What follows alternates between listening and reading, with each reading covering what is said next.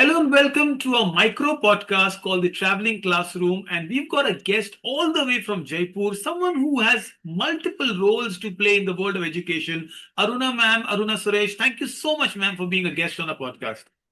It's totally my pleasure. I do enjoy taking podcast and participating in podcast. Yeah. This is wonderful. So, for all the audiences, one of the best things that the social media and primarily LinkedIn has done is for me to connect with some educators across the country, and this is a series of conversation that will yield to a lot of ideas. I don't know. I'll start with a simple question about how do you think has education and schooling evolved in India in the last 2 decades?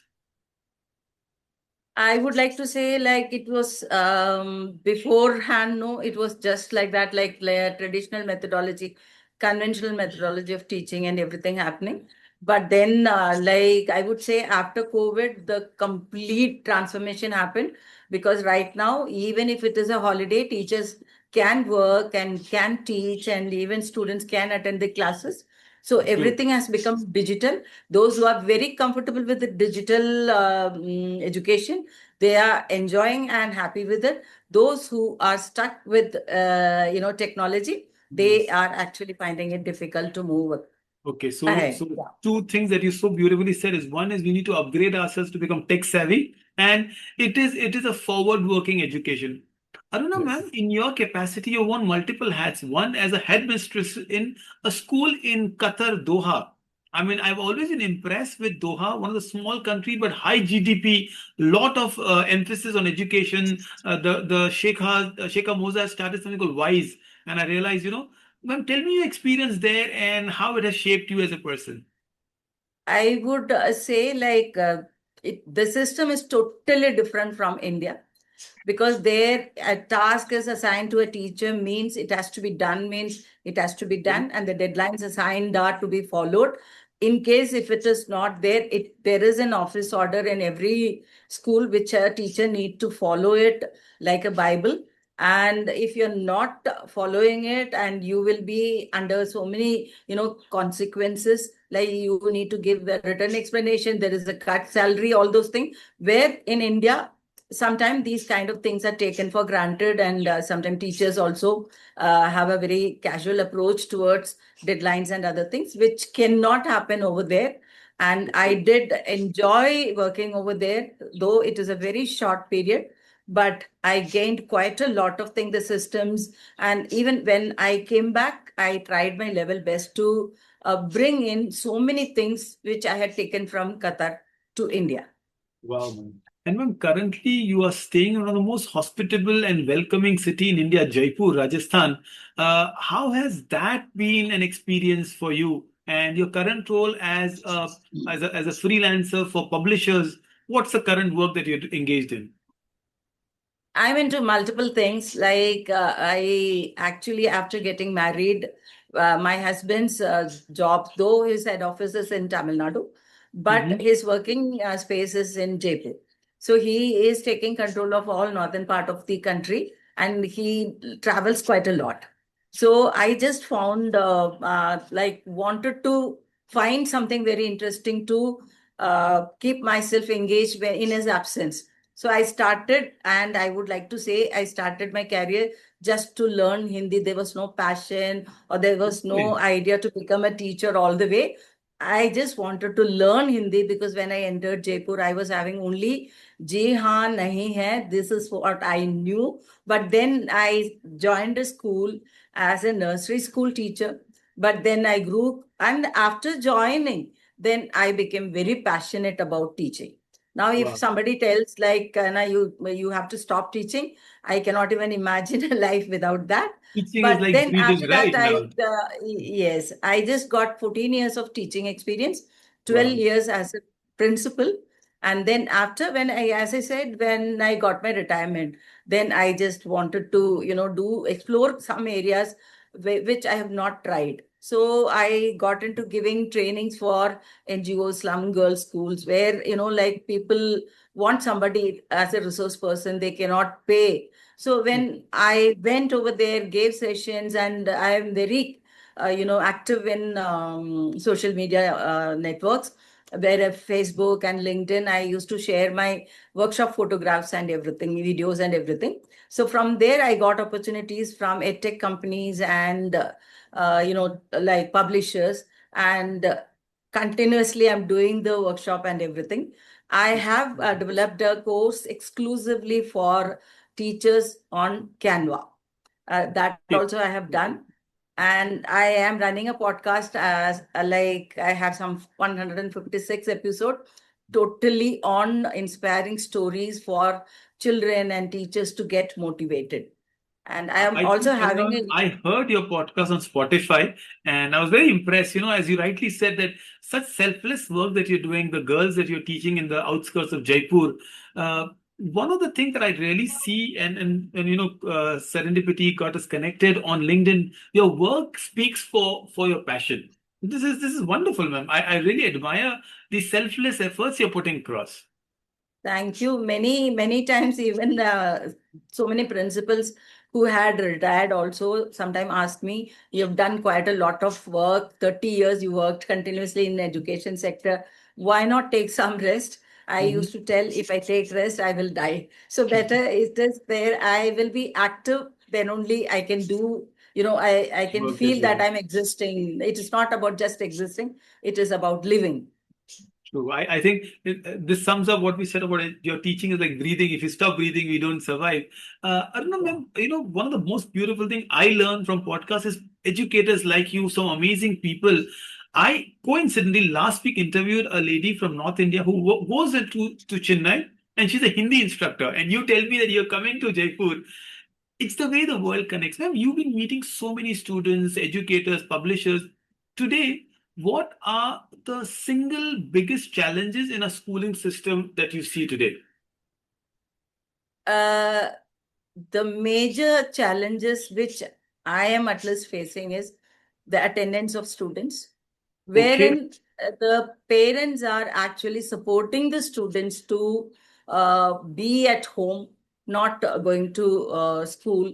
They are Mm-hmm. okay with that. I remember in my days, even if I am sick, also, I remember like I met with a small accident. I was in a car, and when the car took a turn, the door opened and I fell down just like that. Oh, In that's my scary. mind, I was so happy that I am Not right going to go to now school injured. now. I'm not going to go to school. So Right. like, but the driver took me back to home. And my mother exactly applied some coconut oil, and she said, no need to sit at home, go to school. You Wow. cannot miss school. But that is missing right over here. Yeah. Even though we suggest teachers to give quite a lot of values inside the classroom, add Right. so many important points you share every day so that the students do not miss the classes. But what happens is students think that they have the world in their hand in a small device, that is mobile phone. They think that even if they are going to miss a class, there is no loss of knowledge. They can What catch it up students any. don't realize is the continuity is lost. One of the thing I That is admire what you that is said. actually like, So yeah. just a follow-up question to what you said, ma'am. The world is seeing a lot of digital challenges and changes. You are yourself a Canva teacher and a trainer now. How do you see the online schooling and the concept of it growing across India? Where do you see it in the next 5 to 10 years?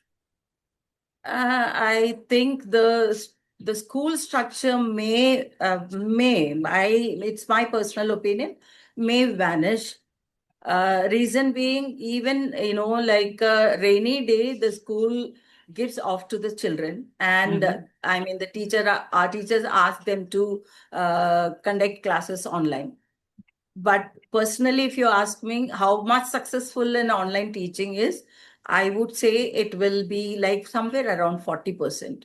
Correct. Because So it is I still mean, not reached its students potential. are more, they are technically strong than us. Even on a Zoom meeting, if we say them to open the camera, they fix a photograph of them Oh, and yes, they yes, paste we've it seen over that there happen. to show that my camera is on. But then they don't listen, but then Yes. they are into their So own true. thing, which is like that is So, actually happening. very funny incident, Aruna ma'am. So part of the online school in Golden Sparrow, I found teachers become smarter now. So this is, sir, we look in their glasses and we see what screen is open. Aruna ma'am, Clear, if clear. you were a principal again in today's age and time, now that you're retired with 30 years, 3 decades experience, what are the biggest changes you'll make in a current school system, ma'am? See, there are n number of areas we need to, go for like changes to be done. But in Give me case two if biggest some ones. Yeah. two biggest ones, that I will definitely make a system that every student should come to school at least, like they should attend the classes. Okay. That is one major thing I would expect. Tremendous changes to happen in this area. Even if you talk to any of the principals, you ask a question, what is the major concern? They will definitely The talk about attendance we talk about. this. This is the one Right, main right. main challenge. The second one, I would like to tell that the teachers, most of the teachers, those who have served the school for some 15 years, 17 years, they have a strong mindset that I don't have to learn anything right now. Wow. So I nice. am expert in my subject. But right now, simple expertise in their own subject is not only the required eligibility criteria. Right, They right. need to upskill themselves every now and then. Without that, they will be actually stamped as outdated. That is one thing where So wherever true. I go, I Understood. used to tell them, We need to like, upskill our teachers, isn't that? upskill themselves. Yeah. So, ma'am, last question, become micro podcast. I love to have a master class again. I always tell my guests we'll do an hour long. But you all mentioned the students need to have an attendance. So my last question is, what can we as education institutions do to attract the students? Today, Gen Zs and millennials say the school's boring. The teachers, as you said, are not skilled enough. The principal is very strict, disciplinarian. What now? What are a couple of things a school can do so students find schools exciting enough? See, like you can never say the schools are boring nowadays.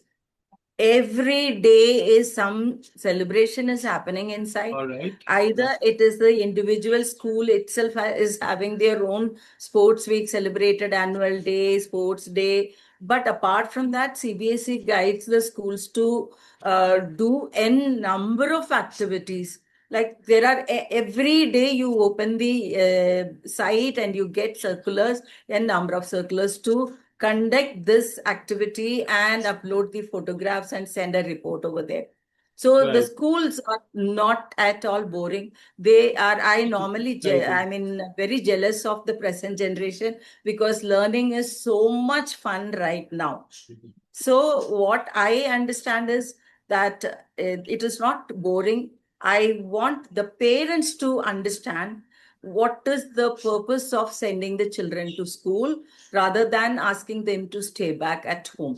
So I would normally say that parents, instead of get teachers and students getting sessions on so many topics, I want the parents Parents also also. should have I like some somebody sessions too. speaking of for the teachers fraternity. And yes, what you Yeah. said rightly is there's so much happening event and exhibition. And for teachers, you rightly also added, just summing up, upskilling. So let's not just do an event for photograph and uploading a document, but do it for the zeal and the passion of it. Is great Yes, summary yes, of yes, what it. yes, Ma'am, we have yes. this little fun question at the end for all our trainers and our guests on our podcast. So for you, if you had a choice between being the premier prime minister of a country or the head of the largest organization in the world, what would you choose and why?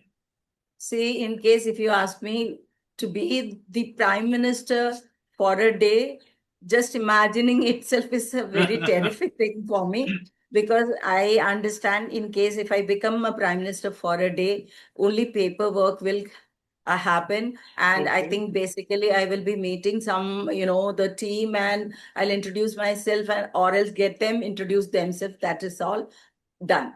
So I am not interested in such kind of work at all. I would be very happy to run a very big company for a year wherein I can actually explore, observe, and then show my exact potential. What could I do to make some changes in that particular company? So I would love to become a company's Head coach. manager or I owner. love the way you summarize it, and also it shows your leadership style, which is very doing, execution, action oriented, Aruna ma'am. This shows the DNAs of the principle in you. I wish you all the luck that you're going ahead. May you bring more changes in the work you do, Aruna ma'am. Thank you so much for being a guest on our show. I love being with this in this podcast, and I also wish you good luck for your future endeavors. Thank you so Thank you much, so ma'am. much. It's wonderful. It's a Thank you. pleasure. Thank you.